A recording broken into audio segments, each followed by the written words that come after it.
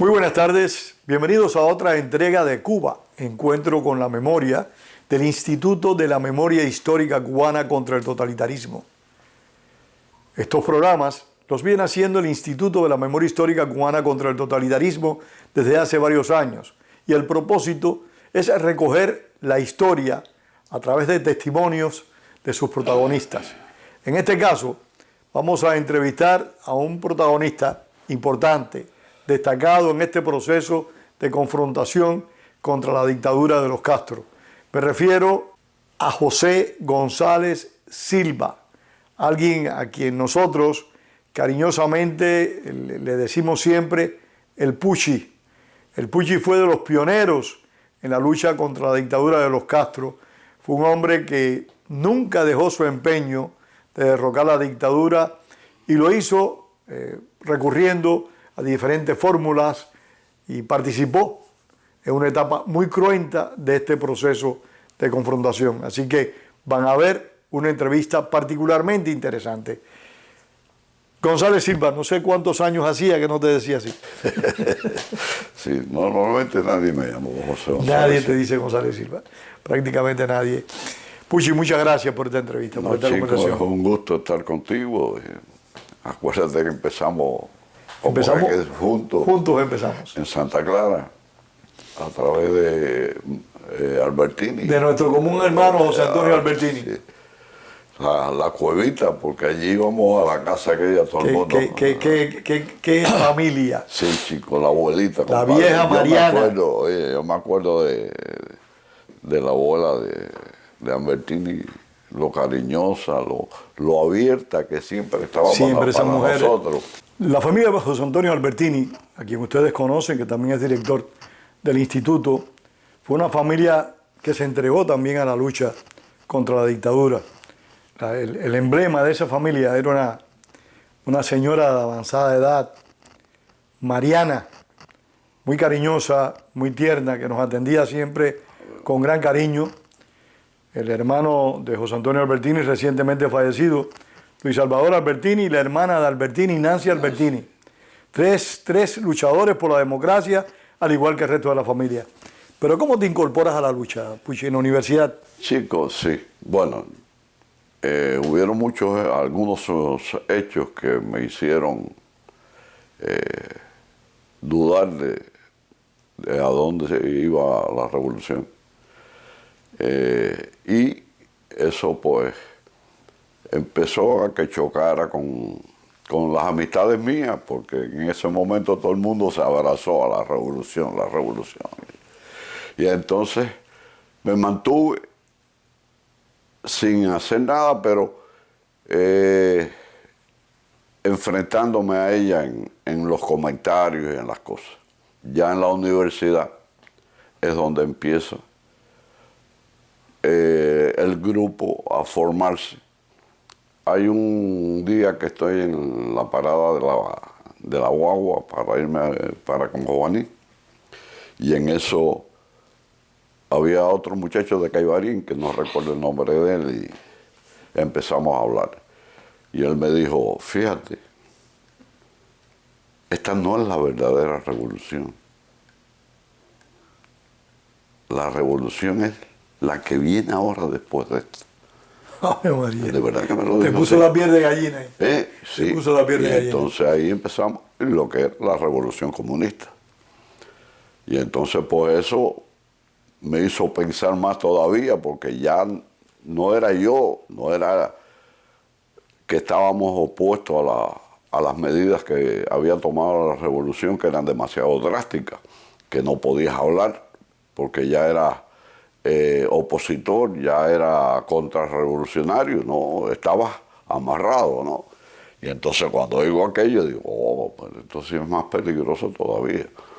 Y entonces, pues, ahí ya, un día saliendo de la universidad, me recogieron unos compañeros ahí, Máximo Díaz y Cabalga, que no sé si lo Sí, como que no. a Otro luchador. Máximo no lo conociste. A Máximo no lo conocí. Porque Máximo no cayó preso, Máximo No, ni lo conocí tampoco en el intríngulis de la se lucha. asiló en la embajada, pero estaban en la universidad. Entonces, camino a Santa Clara, empiezan a tantearme. Y le dije, no, chico, yo no estoy con esto. Yo estoy, y ellos pertenecían al MRR.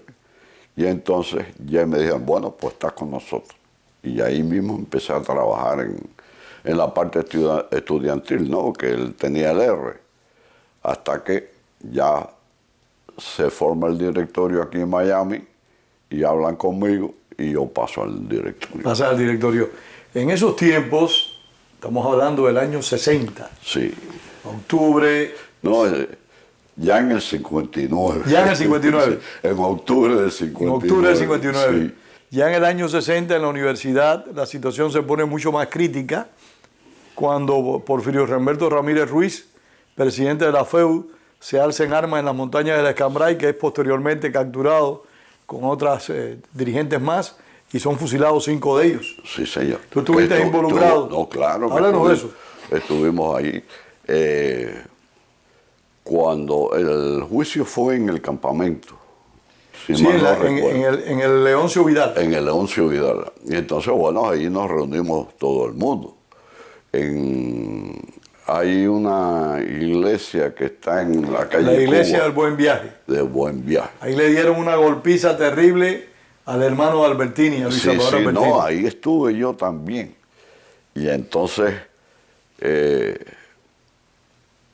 íbamos de un lado al otro en lo del juicio, pero no dejaban entrar. El juicio era Solo para ellos. Solo para ellos. Y entonces todo el mundo, un grupo bien bueno, un grupo grande, no eran 10 o 12. Ahí no. estaban involucrados Reinaldo Morales, René Morales, que falleció recientemente. Sí. Toda la tropa allá de la universidad estuvo un muchacho de Jero, de Encrucijada, y se hizo una fuerza muy grande, pero dijeron que no lo iban a fusilar. Eso era lo que se decía, que lo iban a juzgar y eso. Entonces, bueno, llegó un momento en que se disipó el grupo, porque ya se había... Y después nos enteramos que lo habían fusilado. Fue un crimen realmente injustificado, porque estas personas, para beneficio de nuestros televidentes, estas personas se alzaron en armas contra la dictadura, pero combatieron la dictadura con las armas. No cometieron ninguna acción terrorista, no cometieron ningún acto contrario a la historia de confrontación del pueblo cubano contra los regímenes de fuerza.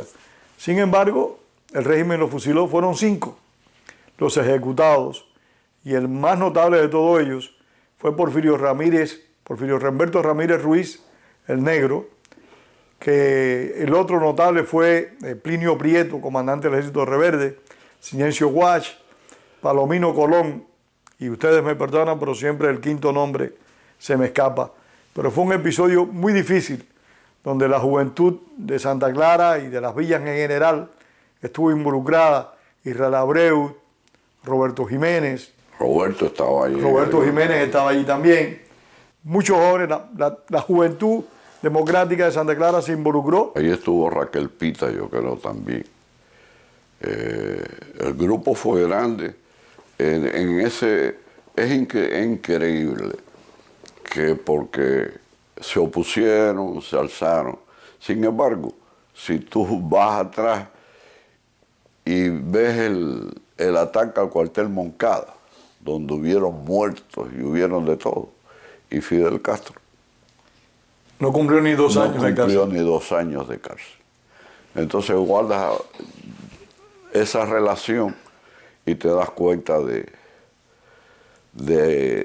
lo duro, de lo cruel que iba a ser el gobierno de los Estados Unidos, de Cuba. Sí, sí, sin duda alguna fue particularmente cruel y lo ha sido siempre. Lleva 62 años depredando a la sociedad cubana. Puchi, estas son las actividades que ustedes cumplen ahí en la universidad, pero ¿cómo te vas involucrando después ya cuando se funda el directorio? ¿Qué están haciendo? ¿Quiénes son las personalidades que más se destacan? Bueno, cuando ya se inicia el directorio, me van a ver a mí. La gente del R me dijo, te van a venir a ver para que formes parte del directorio. Entonces fue García Creu. Tony García Creu. Sí, estuvo en Santa Clara y ahí nos reunimos. Y entonces me contó de cómo se había creado el directorio y para que yo formara parte de él. Y dije que sí. Entonces ahí empezamos y imagínate tú, el salto era demasiado, no, y entonces yo cogí y organicé las villas Si tú pasaste a ocupar la posición de coordinador provincial del directorio. coordinador provincial. Y entonces organicé las villas en 5 provincias. 5 regionales. 5 regionales. Cienfuegos, Santi Espíritu, Santa Clara, Camajuaní, que era donde yo estaba, y Sagua. Y en cada lugar se nombró a un director ahí al frente de ella. Y así empezamos. Y empezamos poco a poco y de verdad que el grupo fue muy bueno. Fue muy bueno y muy activo. Más, hay una anécdota de que aquí estaba la estación de Radio Swan. No sé si te acuerdas de eso. Me acuerdo de eso. Y entonces Salvao un día hablando por Radio Swan. Cuando decimos, estamos hablando de Juan Manuel Salvat. Sí. El hombre que ustedes conocen como de Ediciones Universal, pero que aparte de ser un librero excelente, un hombre que ha promovido la cultura cubana a todos los niveles, fue un luchador incansable y lo sigue siendo contra el régimen de los Castro. Juan Manuel Salvat, el gordo, como le decimos. El gordo.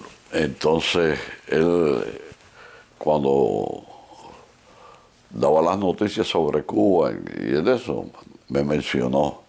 Y dice, felicitamos porque creía que el Puche era el nombre de guerra mío. Y dijo, felicitamos a fulano. Al otro día todo el mundo, oye, te mencionaron, pero chico, no sé por qué. No, eso no tuvo repercusión ninguna sobre mí. Cara. Y así empezamos la lucha. Creamos un grupo en la universidad para contrarrestar el avance y el empuje de la revolución, que le llamamos el GUIGE, que eso lo comenté con Albertín. Y entonces era un grupo, detrás de la universidad pasaba el río Ochoa y había una cascada y un terrenito ahí, y íbamos a hacer picnic y cosas de esas para agrupar a la gente. No dio chance. Cuando se dieron cuenta de eso, ahí mismo desbarataron, nos dijeron que no podíamos. El gobierno no perdió tiempo, la represión estuvo ahí siempre. Entonces, se nombraron,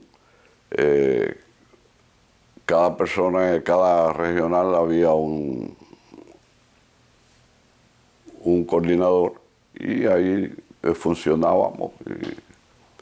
Y se empezó y hacíamos todo lo que estaba al alcance nuestro, apagones de luces, tirábamos propaganda, quemábamos caña. Lo que se podía hacer. Porque los recursos era muy poco. A nosotros, desgraciadamente, nadie nos tiró una mano para decir, mira, empiecen a luchar y aquí No, tiene de todo. y me cuentan que cuando llegó un poco de material, como se decía en esa época, nadie vino a instruir a las personas para usarlo y que fue No, nada, eso. un desastre. Sí.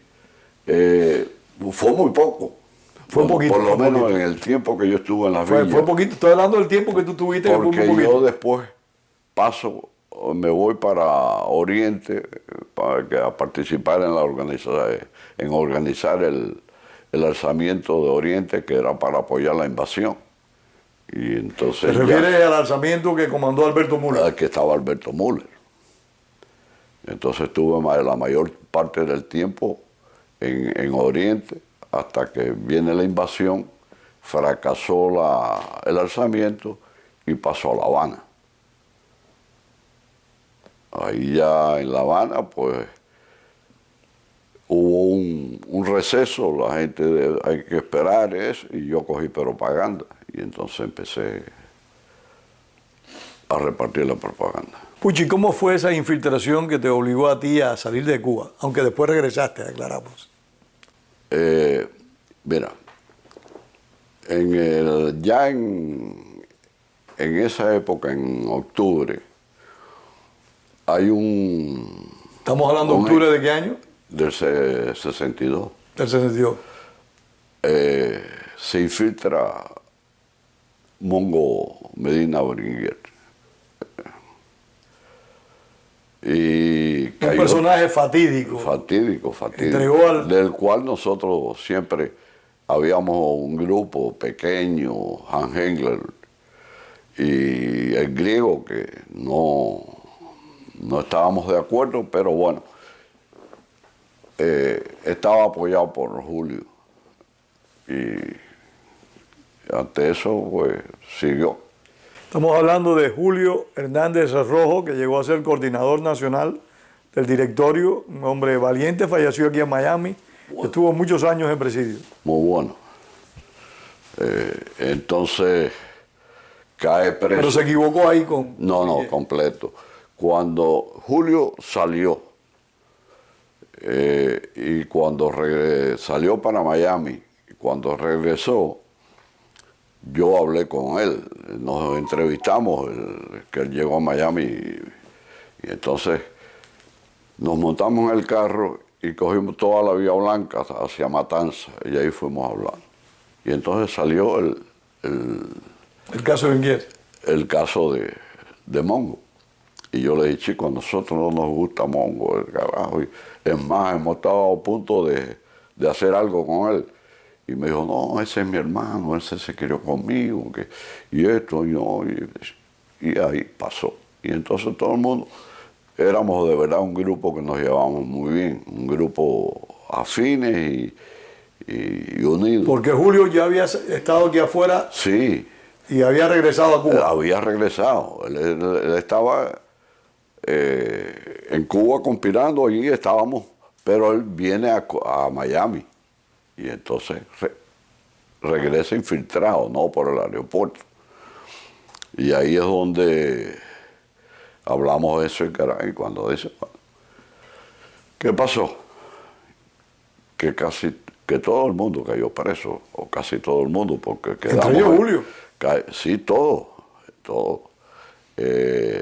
Hubo una reunión en Varadero, que yo creo que yo estuve, y ahí empezaron a desaparecerse a la gente. Y cuando nos enteramos es que estábamos presos. Quedamos en la calle Hernano Pequeño, la hermana de Alicia Alonso. Laureano Pequeño, otro luchador por la libertad que también falleció aquí en Miami. Y la hermana de Alicia Alonso, Cuca, muy buena, que era la que estaba al frente de la resistencia femenina. Y Mongo. Entonces, sentados los tres ahí, empezamos por la situación que había y eso, y Mongo dice, no, pero hay que seguir la lucha. Después que había entregado a todo el mundo, sí, a ustedes no los entregó. No. Se los dejó para que ustedes siguieran provocando. Exacto. Entonces, hay que seguir la lucha. Y yo, entonces, mirándome a mí como para que yo me quedara de coordinador nacional. Entonces yo le dije, mira, eso es algo que lleva mucha responsabilidad y no es una cosa que tú no puedas decidir de ahora para ahorita. Yo me voy a ir y la semana que viene vengo y vamos a seguir, carajo. Pero Dios me alumbró algo de ese, el bombillito, y le dijo, no queda nadie en la calle. Yo empecé a conspirar desde Pinal del Río hasta la Sierra Maestra, porque yo en Artemisa todo eso lo anduve. Yo creo que me han dejado de carnar en la calle. Sacaste esa cuenta. Esa cuenta. ¿Estabas más convencido que Mongo era un infiltrado? No, yo estaba ya. ¿No tenías duda? No tenía duda. Y entonces me fui. Fui O sea, ¿viniste para Estados Unidos de nuevo? No, me fui para las villas. Ah, regresaste a la villa. Sí, regresé a las villas para hablar con Albertini y con eso y decirle que me iba. Por la cosa de esa de que no me dijeran el día de mañana, oye, te fuiste y nos dejaste embarcado. Entonces vi a Albertini, a Kemmel, a la Madrid que estaba en Sagua, y le dije, me voy, soy una brasa caliente, al que ande conmigo se va a quemar. No, como era, ese era el resultado. Y entonces, mi papá siempre tuvo un barquito ahí que nadie sabía, yo nunca hablé del barquito. Una vez nada más que iba a sacar a Luis Fernández Rocha. Que falleció hace poco también. Que falleció, que también entró infiltrado. También entró otro hombre valiente, que desde Y muchacho lo iba a sacar empezaba. por allí, pero bueno, no pudo ser. Y entonces llegué a Santa Clara, vi a Bertín y le dije, y al otro. Y ahí me fui, vine para acá. Permítame, hay que destacar esta circunstancia que fue muy importante. Mongo, como lo identificábamos todos, realmente fueron errores difíciles de explicar, porque muchos decían, aún incluidos aquellos que no lo conocíamos, muchos decían que el Mongo era un infiltrado, muchos, sin conocerlo. Es más, yo recuerdo, yo en esa época ya estaba en el MRP, me había ido del directorio, y yo recuerdo que en una ocasión hablé con Albertini, que estaba al frente del directorio Sí, en las villas en ese momento. Hablé con Albertini y le dije a Albertini, dicen que que le dicen el Mongo, que había estado en casa de Albertini en esos días, sí, es un infiltrado. Albertini me estabas equivocado, pero la vieja Mariana, la abuela de Albertini, sí, le había dicho a Albertini que ese personaje no le gustaba, el Mongo. Sí. Que ahora es Bringuier de apellido, vive, no, creo que vive aquí en Estados Unidos, ¿no? En España. Vive en España. Sí, Bringuier, un delator, un criminal responsable de que una buena parte de los hombres que combatieron la dictadura fueran largos años a prisión. Algunos dicen también hay muertos por que ahí. Hay muertos también, que hay fusilados. En Corralillo, en esa zona ahí. Y entonces vienes para Estados Unidos. Sí. ¿Y estuviste aquí qué tiempo? Llegué en octubre y después llega la brigada de la 2506. La 2506. Como te dije, empieza un movimiento bueno de organización y eso. Se crean tines de infiltración. De verdad, bien organizados, donde le hacían unos chequeos médicos, todo, con ideas de irse para Santo Domingo. Y ahí empieza la cosa. Y ahí me metí yo. Pasamos un curso de radiotelegrafista y ahí empieza. Y en noviembre fue que yo entré a Cuba. Y me consciente de que estabas quemado, como se decía comúnmente, regresaste a Cuba. Imagínate. Vocación suicida. Sí, sí. Puchi. Y entonces, bueno, ahí pues me entregaron a mí. ¿Con quién entraste a Cuba? Entré a Cuba con dos más, que no recuerdo el nombre de ellos ahora. Eran de La Habana también. entramos 3, pero no recuerdo los nombres. Ellos se fueron para el plan de rehabilitación. Y yo nos separamos, más nunca nos vimos. ¿Y volviste a contactar con Mongo o no contactaste con Mongo? Para nada. Mongo se fue. Mongo se fue de Cuba y vino para acá. Creo que aquí estuvo con la CIA y una serie de cosas que no... Hay un libro por ahí donde lo mencionan a él bastante. Con quien yo hablaba mucho sobre el Mongo era con Nicolás Pérez Díaz Argüelles, que también falleció, director del instituto, un gran Nicolás amigo. cae por Mongo. Sí, sobre Todo el Mongo. ese grupo, Julio, toda esa gente cayó por culpa del Mongo. Por culpa de Mongo. No, destruyó al Fue un tiro de gracia, se pudiera decir. Sí, señor, destruyó el directorio completo. Puchi, ¿qué tiempo estuviste aquí en Estados Unidos? Tuvo 1 año y meses, 2 meses o 3 meses. Ya ahí caigo preso. ¿Pero caíste preso enseguida en cuanto llegaron a Cuba? No, estuve 1 mes y pico, 2 meses en la calle. ¿Qué hicieron en Ahí Cuba cuando llegaron? Prácticamente nada. No, a veces la gente me veía y cerraba la puerta. Me decía, ¿qué tú haces aquí? El miedo. El miedo era terrible, no fue fácil. ¿Y cómo fue que te apresaron? Me apresaron porque conmigo trabajaba cuando estuve coordinador en las villas,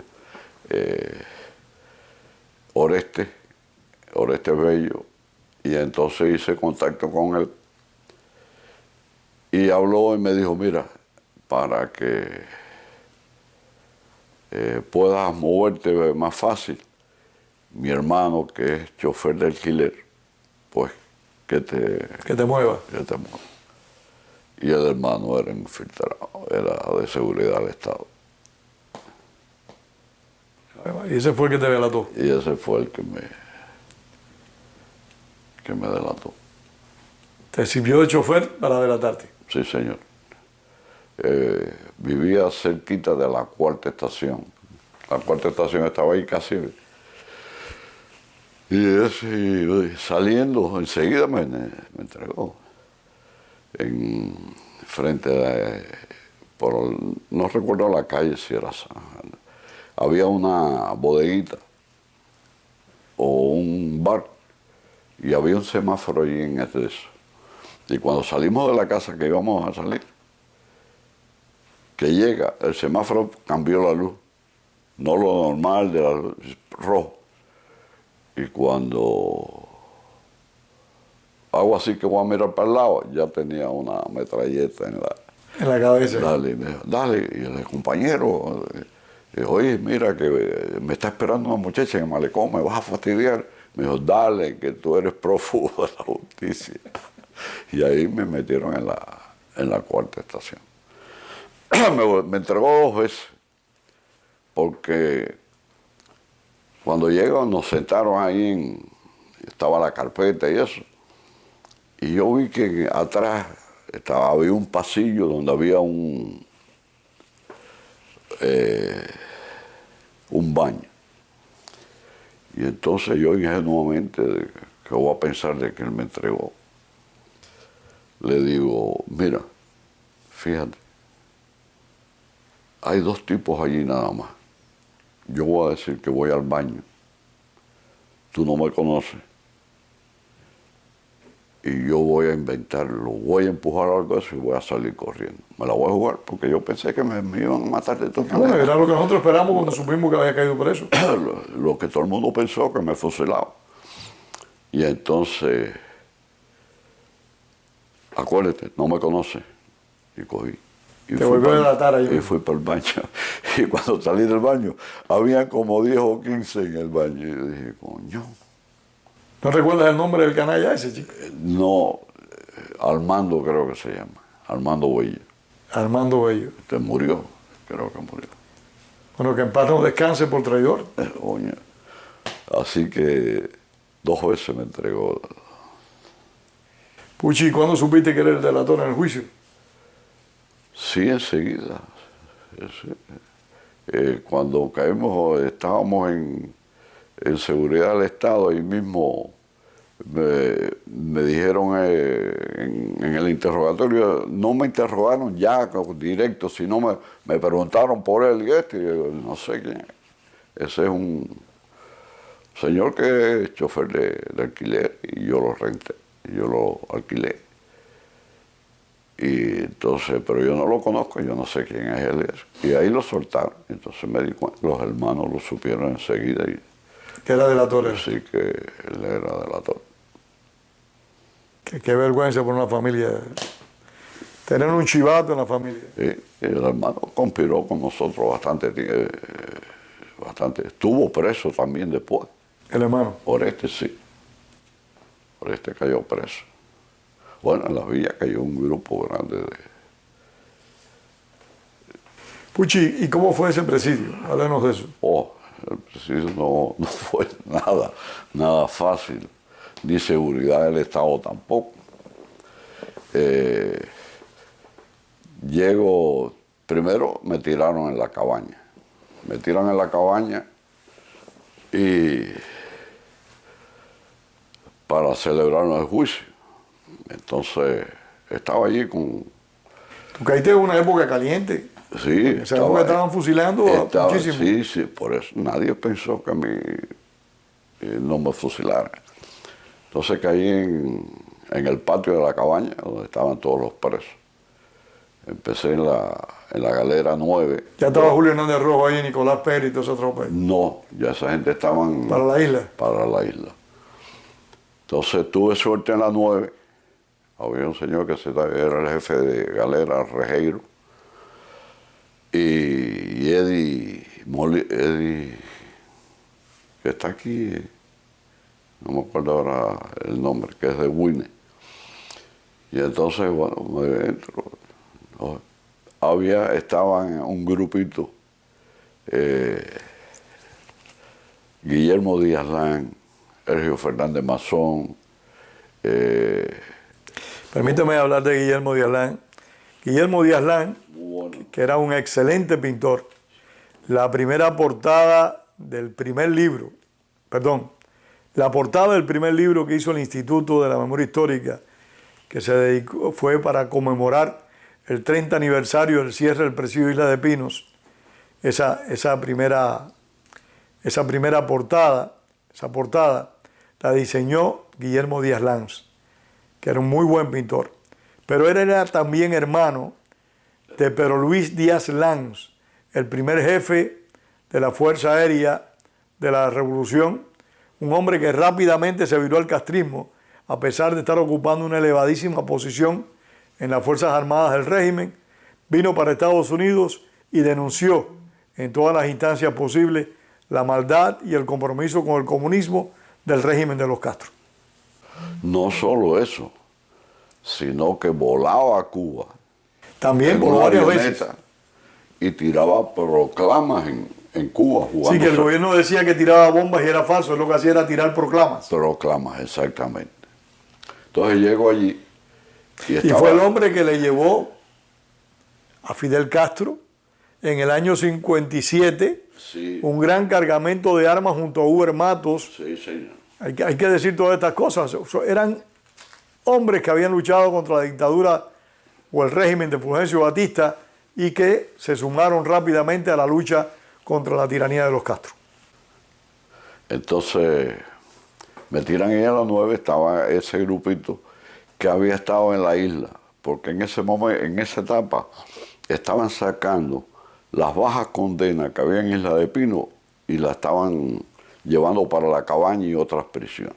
Y ahí fue cuando trajeron a mi cuñado Vido Danibia de Isla de Pino para Cuba de vuelta. Bueno, entonces había un grupito que conocía a mi hermano, un hermano menor que yo, que ya estaba preso, que cayó preso en la escuela de comercio en Santa Clara, que lo cogió el curita.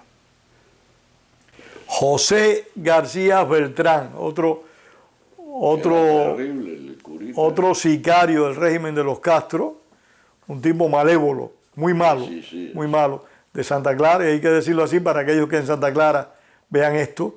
José Sicario Beltrán, que fue un acosador de oficio, un depredador de los estudiantes del Instituto de Segunda Enseñanza de Santa Clara. Lamentablemente nosotros, la gente de mi generación, conoció al cura. Óyeme, entonces, cuando entro, bueno, allí no se cabía. Estábamos personas durmiendo en el piso, y cuando ya que me preguntan, que me cogen el nombre y eso, me dicen, ¿usted conoce a Ibrahim? Y yo digo, claro, sí, mi hermano. Y entonces se pusieron de acuerdo, eran como 5, en que se iban a rotar, que ya ellos tenían cama, para que un día dormía uno en el piso y yo dormía en la cama y así. Entonces le dije que no, que me dijeron que sí, que iban a hacerlo de todas maneras.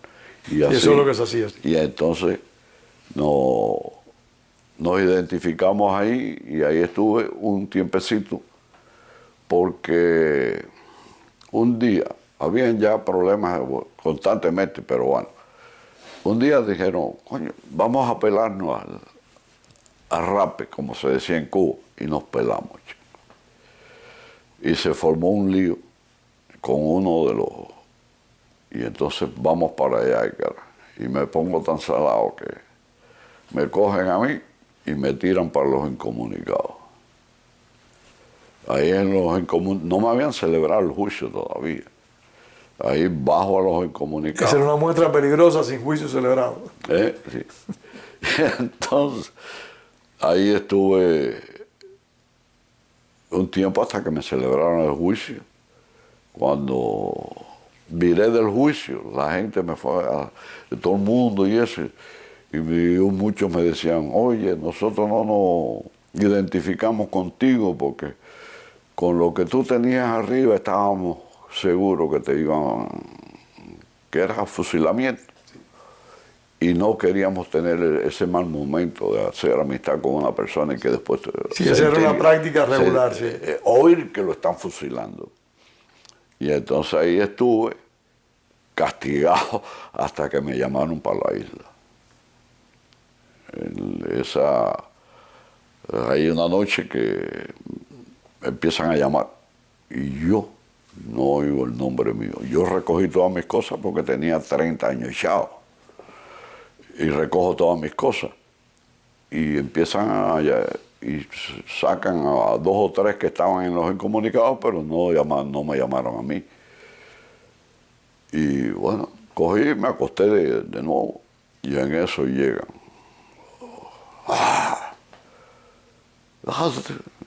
José González Silva, aquí. No te quieres ir para la isla. ¿Y qué es esto? Y le dije, no, chicos, no oí el nombre mío. No, estamos cansados de llamarte. Y ahí a empujarme. Es que estar preso en la isla es mucho más cómodo que estar preso en la cabaña. Por supuesto.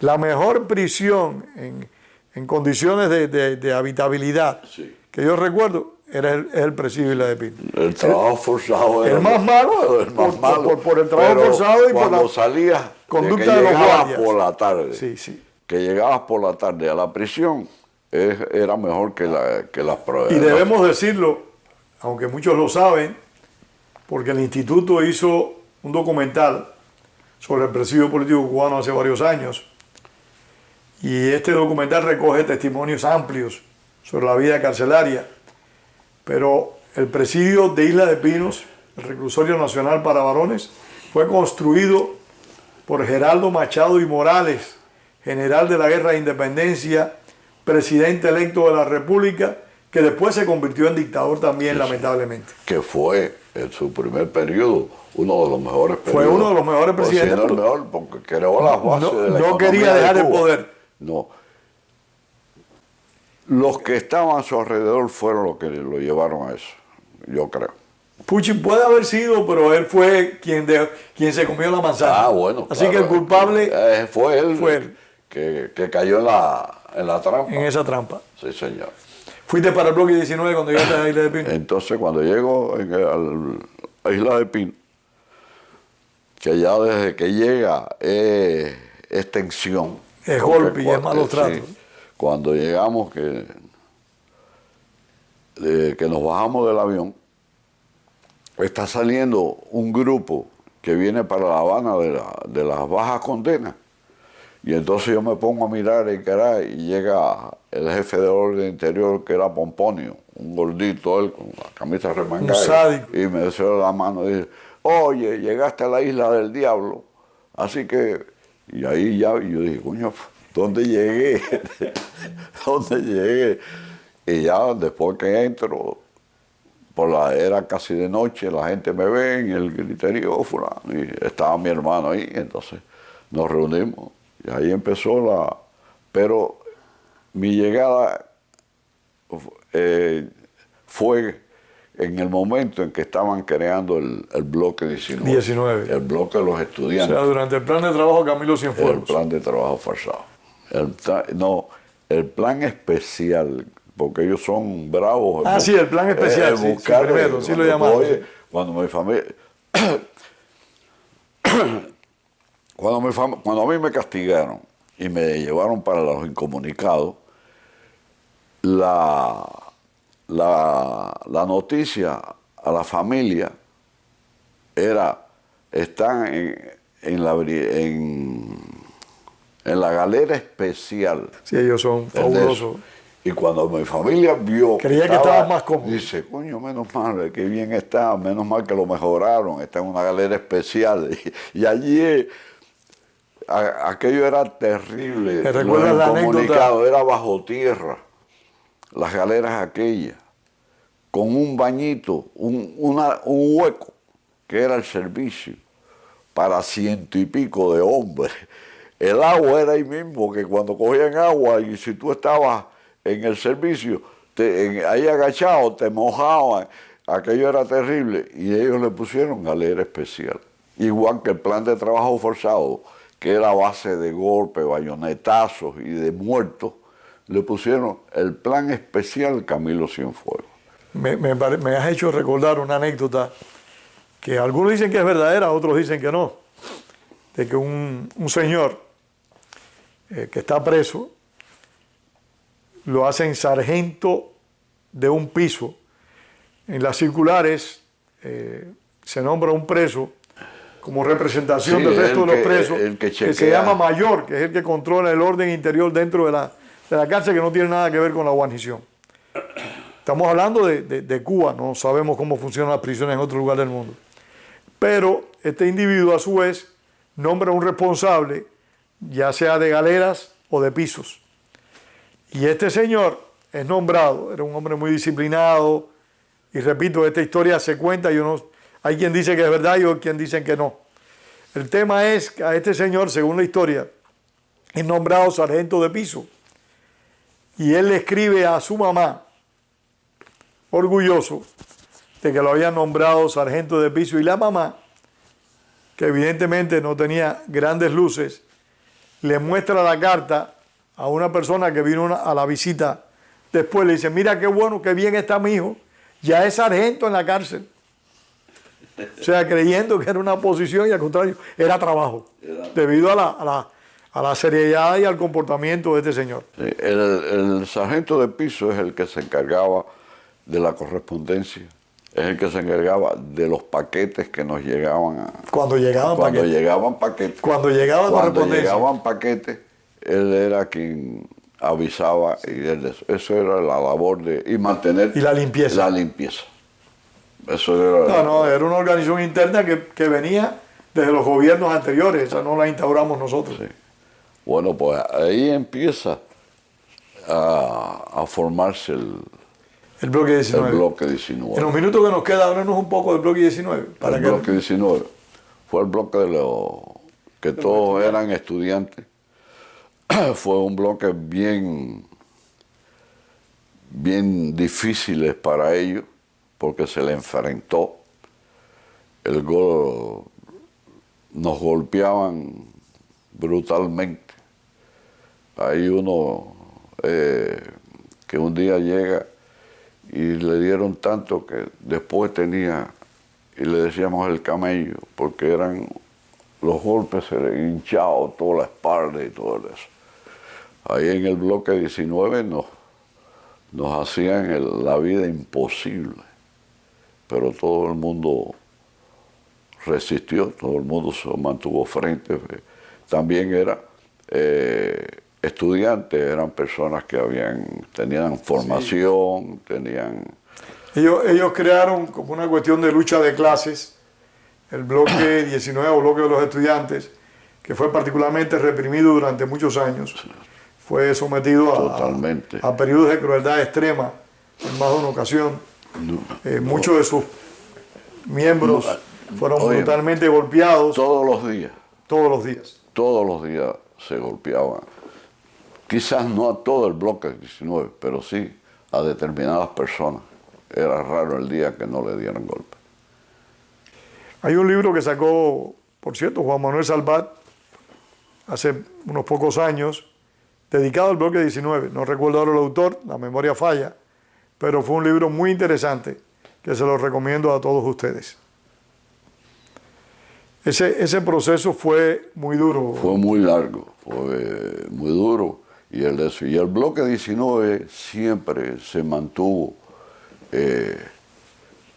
como bloque 19, porque el gobierno usaba la estrategia para tratar de romper la unidad que había en presidio de traslado. Entonces te trasladaban para dentro de la misma prisión. La prisión contaba con 4 circulares y 2 edificios. Entonces habían los traslados de que tú tenías a lo mejor el compañero tuyo, una palabra que usaban allá, wilaya, que era donde se hacía el condomio, el desayuno, lo que si había gofio con azúcar. Lo que tuviéramos. Lo que hubiera. Ahí éramos por grupitos de eso. Entonces rompían eso a ver si podían debilitar la resistencia. Y tenían toda la razón en eso. No, por supuesto. Tenían toda la razón, ellos no estaban mal orientados, realmente. Pero, siempre dañaba, afectaba. Sí, claro que sí. Casi siempre que habían esos traslados, se iban algunos. Alguien se acogía al plan de rehabilitación. Alguien se acogía al plan de rehabilitación, pero era mínimo, era muy poquito, no. No, hay que decirlo. Por eso vino la destrucción en el año 67 del presidio de Isla de Pinos. Bueno, la destrucción de la Isla de Pinos vino, para terminarte del traslado, los traslados, el bloque 19, sin embargo, siempre lo mantuvieron unido. Cuando iba el último traslado, que fue un traslado grande, el más grande, va para el edificio 5, creo. El 5 fue. El 5. Y ahí fue el bloque 19, donde formaron otros bloques, como el 33, el 21. Ahí me sacan a mí del bloque 19. Fueron 2 bloques brutalmente reprimidos también. Sí, el 21. Todos eran brutalmente reprimidos, pero algunos eran más que otros. Aquello fue terrible. Y entonces viene el traslado grande. Ya cuando el traslado grande, la ofensiva fue tan violenta, el golpe, mataron a Dani Crespo, mataron a unos cuantos. No, hirieron graves a otros, entre ellos a Tony Collado. Exacto. Y ahí vino una ofensiva muy violenta, donde los bayonetazos de que hubo quien murió porque le cogieron la femoral. A Tony Collado se salvó de milagro. Tony Collado se salvó igual que el Agapito Rivera Milián, el guapo, porque en la femoral se le hizo un coágulo. Y a Tony también, que se quedó también. Siempre quedó con el pie. Sí. Tony murió ya también, ¿no? Sí, Tony murió. Entonces vino una ofensiva demasiado violenta. Y un día se crea una situación difícil que la creó el guardia. Creo que fue la galera en la galera número 2. Las celdas nuestras, donde se dormía, era un marco de...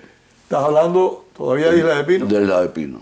Es un marco de metal, de tubo, con una lona cosida, donde el sostén era en la pared, había... Estás hablando de la cama. Sí, de la cama, del avión, que le llamábamos el avión. Permíteme decirle, el avión era la cama en la cual dormíamos nosotros, que era un marco de metal con una lona cosida a su alrededor. Exacto. Que se recogía o no se recogía según el caso. Como el espacio era pequeño, Era muy reducido. lo que se hacía era, en la pared había 2 tubos que salían donde el marco de la cama caía. Y entonces estaba agarrado arriba a unas cadenas que iban a las puntas. Bien, por el día se pegaba el marco ese a la pared y agarrado con la cadena. Y quedaba más espacio en la celda. Y quedaba más espacio en la celda. ¿Qué pasó? Ese día ya la gente estaba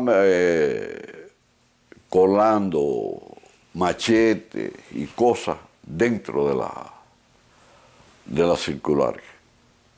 Y ese día se creó una situación difícil, donde el guardia que estaba en la reja crea una situación y llama a la guarnición. Entonces la gente, ¿qué hizo? Las cadenas esas, que eran gordas, las arrancaron de las paredes y se tiraron para la planta baja. El edificio tenía 6 pisos, pero había una planta baja donde que era era muy todo el espacioso. movimiento, donde repartían la comida, donde todo, que estaba en la entrada. Y que le dijeron a los guardias, entren, porque hoy va a haber muertos de ambas partes. Y los guardias no entraron. Y entonces llegó el jefe de la guarnición y los paró y les dio la razón a los presos para calmarlos. Y entonces ahí es donde empieza a crearse el ambiente para que fueran sacando a la gente de Isla de Pino. Porque ya en ese momento, en un inicio... Sí, llegó un momento ya en que los presos no aguantaban más. En un inicio se aguantó. Y eso porque la idea que se creó fue que nos iban a demostrarle al gobierno lo que éramos capaces de soportar por nuestras ideas. Yo recuerdo que en esa época se gestó eso, o sea, demostrar al gobierno que éramos capaces de resistir cualquier tipo de presión. Pero también fue la época en que se habló de que iba a haber un canje. ¿Te recuerdas? Pero sí, eso lo utilizaron también. Eso lo utilizaron también, pero, y nos manipularon con eso. Exacto, y entonces mucha gente resistió en la confianza, en la certeza de que iba a haber un canje, entonces vamos a aguantar toda la más posible que nos vamos a ir. Pero ellos también utilizaron la idea del canje para apaciguar un poco, para bajar la presión. Para bajar la presión. Cierto, tiene razón. Porque el preso decía, coño, si viene un canje, déjame sobrellevar esta situación. Sí. Y al de eso. Tiene toda la razón. Pero cuando empezó a pasar el tiempo y se vio que el canje no venía, la resistencia aumentó. Y que estaban, cada día eran más brutales los golpes y el de eso. Óyeme, hubo un día en que pararon frente a una cerca, y creo que fue el bloque 19, lo pararon frente a la cerca, trajeron a toda la guarnición y con los cabos de los picos le fueron dando a la gente ahí parado uno tras otro. Fue duro. No, fue duro. Pero sí fue muy duro. duro. Había gente que se picaban porque era insoportable la salida esa al trabajo forzado. Pero la tensión fue muy duro, era muy grande. Y me parece importante que hablemos de esto en estos días que se está presentando la película Plantados, un testimonio fiel a la realidad que vivió el cubano medio que fue a las cárceles. En cualquier cárcel cubana se vive en horror. Oye, y en la terror. cabaña. La cabaña fue desesperante, San Severino, Boniato. Boniato con la Todas las cárceles la cubanas gaveta. son particularmente crueles. ¿Por qué? Porque la manejan los esbirros de la dictadura de los Castro. Y por eso quisimos abordar un poco el tema de presidio. ¿Llegaste a presidio cuando ya habían retirado la dinamita o antes? No, después. Después que la retiraron. Sí, después que tiraron. Pero sí, tengo vivencia porque me lo contaron todo. Además, las circulares tienen en la planta baja un túnel que le da la vuelta a A todo el edificio. que por ahí es donde se meten ellos y hacen para coger el centro de la torre, que está en el centro de la circular, donde ellos pueden caminar y ver todas las celdas de la prisión. Entonces, metieron y dinamitaron todo eso, porque esperaban una invasión. Y eso duró más de 2 años. Sí, señor. Y decían que si llegaba la invasión, aquello se iba a borrar. Y yo creo que lo hubieran hecho, Pucho. Oye, No tengo duda que lo hubieran hecho. eso era, ya lo tenían ellos de una forma tan convincente que lo hacían. Porque recuerdo que el día que me sacan del G2, que me van a llevar el día antes, que va un investigador allí y me está hablando conmigo y de eso, que me llevó un paquete de file y me empezó a leer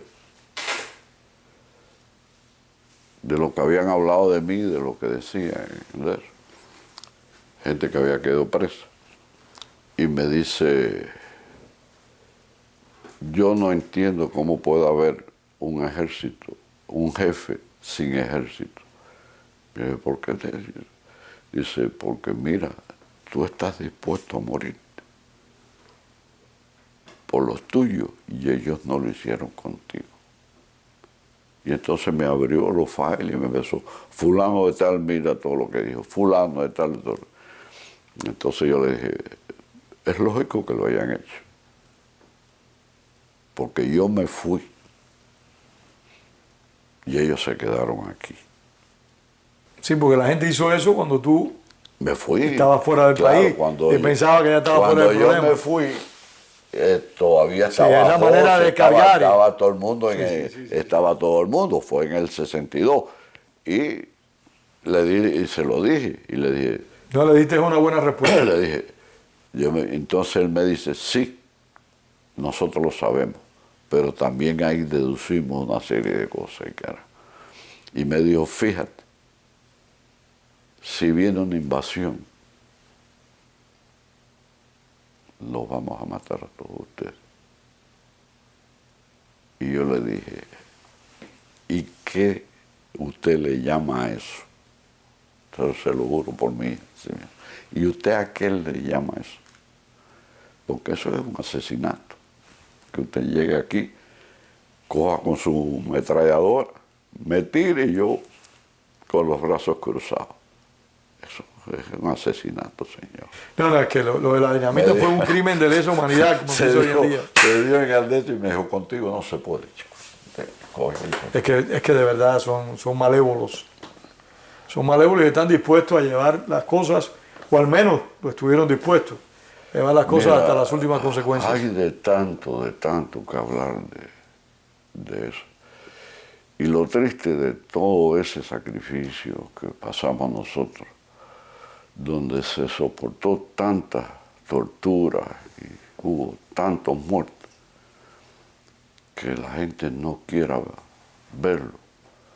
Porque me dicen, no, pero es que no había propaganda.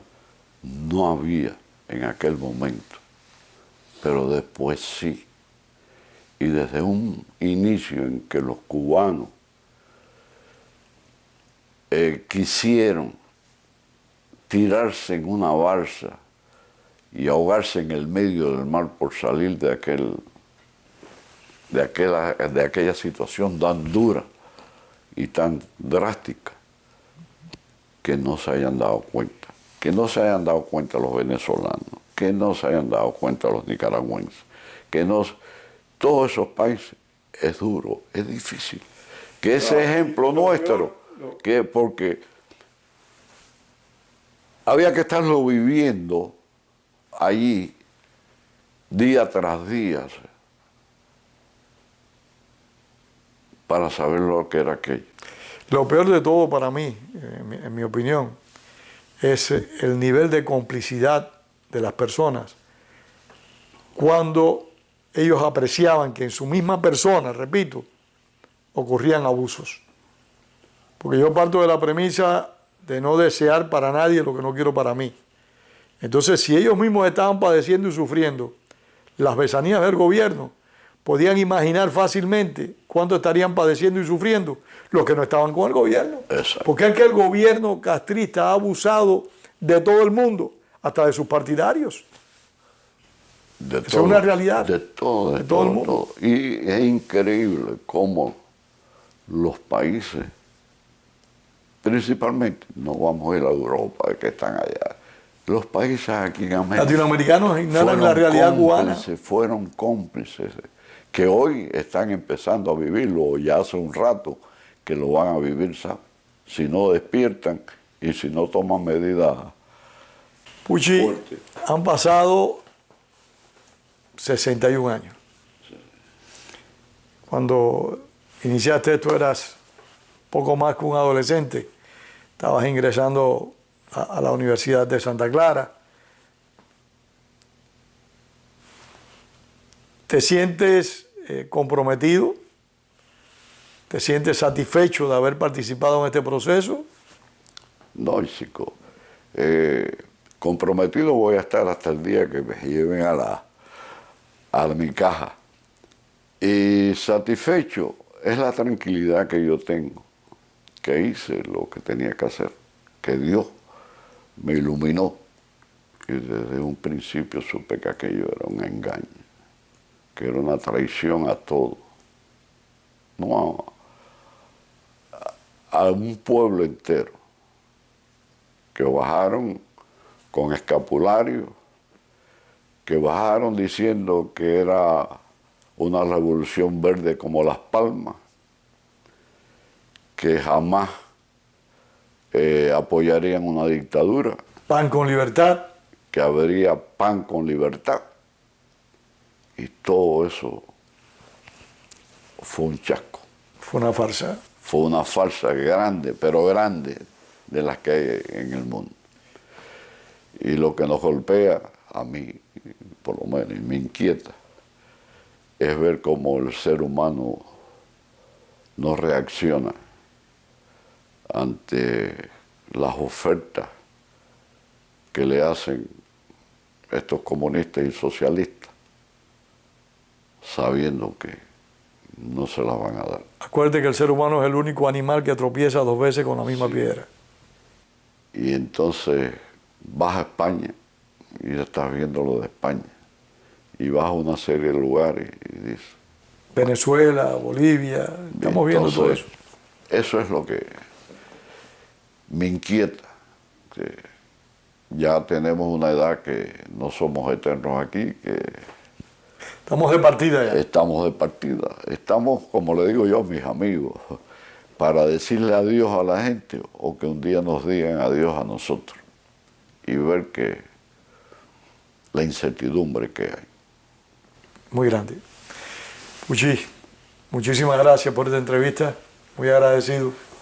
Acuérdate que somos hermanos. Somos hermanos, así es. Así es. Eso es, seguro. Muchas gracias, Puchi. Seguro. Muchas gracias. Okay. Y gracias a ustedes por haber compartido con nosotros una nueva entrevista de Cuba, Encuentro con la Memoria.